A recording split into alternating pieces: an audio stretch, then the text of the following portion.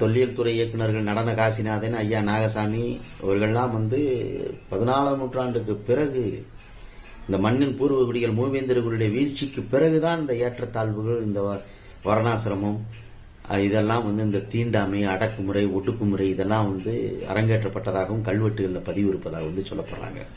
அதற்கு முன்பாக இல்லை அப்படிங்கிறது அவங்களோட ஆய்வறிக்கை இருக்குது.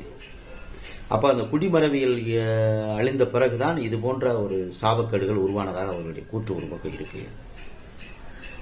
அப்ப இதை தொடர்ந்து ஒரு பக்கம் இந்த நிலத்தில் ஒரு ஒடுக்குமுறை, தீண்டாமை ஒரு பக்கம் இல்லைன்னு சொல்ல முடியாது, அது இன்னும் இருக்குது. பெரும்பான்மையாக மாறிடுச்சு. இன்னைக்கு இருக்க அறிவியல் தளம், இளைஞர்களுடைய கல்வி முன்னேற்றம், வலைதளம் இதெல்லாம் இன்னைக்கு சாதி மதம் கடந்து மனிதனா வாழணுங்கிற ஒரு பார்வையும் எல்லாருடைய சமூகத்திலையும் இந்த இடத்துல அது கோலைச்சு நிக்குது. அதுல மாற்று கருத்து இல்லை. அப்ப இது போன்ற